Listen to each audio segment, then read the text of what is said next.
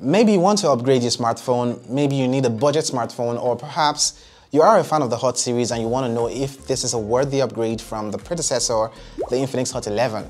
Well, I've had the Infinix Hot 12 Free Fire Edition for about a month now, and it's packed with the Helio G85 processor, 90Hz refresh rate, and it does run on Android 12, all for 93,500 naira. So after a month of using the smartphone, I want to let you know the pros, the cons, and so without taking much of your time, yo guys, let's get started. From the box, you see the smartphone itself, and when you take the smartphone out of this box, you get the customer service card, a SIM ejector tool, and a 30 days warranty card that will provide you with free screen repair service in the first 30 days. You also get a plastic phone case with a lot going on at the rear here, and I really do love what this texture does to the hands. An 18-watt charger, a USB Type-C cable, which is a welcome development, a pair of wired earpiece, and a lot of pamphlets in this box. This one has a glass front, of course, a plastic back, and a plastic frame. The design looks quite sleek, I must say. There is a dual SIM slot, a dedicated micro SD card slot at the left side. The volume rocker and the power button, which also serves as a fingerprint scanner, comes to the right side of the smartphone. And this is the first side-mounted fingerprint scanner on the Hot series. You also have a 3.5mm audio jack, the mouthpiece opening, USB-C port, and one of the dual stereo speakers at the bottom. You do not get any form of IP rating with the smartphone, the Infinix Hot 12, meaning that this is in no way water resistant. You better handle this phone carefully. Now, did I mention that you have the racing black color variant, which I have here? You can also get the variants such as the Legend White, Origin Blue, and the Lucky Green. Speaking about the audio and the speakers on here, you have a dual stereo speaker configuration, which is located at the bottom of the smartphone for one of them, and the other here at the earpiece opening. Now, the sound quality is quite rich and creates a good audio experience. Not the most bass-heavy smartphone you have out there, but yeah, a good experience here. It boasts of a large screen with a 6.82-inch IPS LCD capacitive screen, a fancy way of saying that it isn't AMOLED, and with a resolution of 720 by 1612 pixels. The great thing about this display here is the fact that you get a 90Hz refresh rate, a 180Hz sampling rate, along with a dot notch at the front of this display. Now, the 720 is a little bit disappointing and a downgrade from the 1080p we got from the Infinix Hot 11 last year. And also the fact that this is a large screen makes one-handed use a little bit difficult with this device, especially for smaller hands. Navigating the interface happens quite smoothly, and animations and graphics appear fluidly without a hitch. Another downside about this display is the fact that the peak brightness isn't really bright.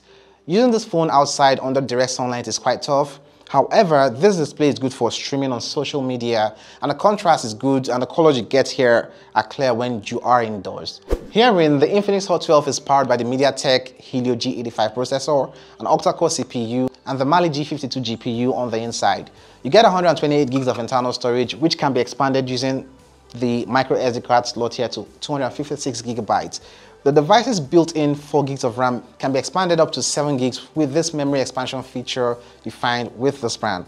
When it comes to gaming, you'll be able to play simple games at an amazing pace. Now, the phone doesn't lag as much as you think, considering the specs on here.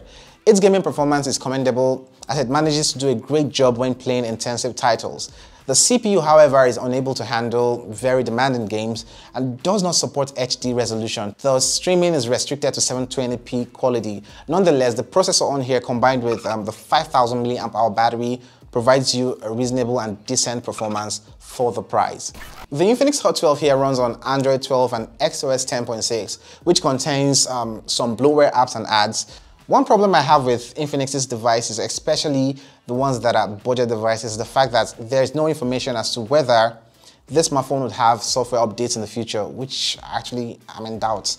Moving over to the cameras here, you have a triple camera setup at the rear, a 30 megapixel main sensor, 2 megapixel depth sensor, and a QVGA resolution camera on here with dual LED flash at the rear. And the front side here gives you an 8 megapixel sensor with dual LED flashes also for low lit photos. The only thing that's decent here is the main camera here. The other two cameras are pretty much useless for the rear cameras. Then again, for the price, the main camera quality is also pretty disappointing.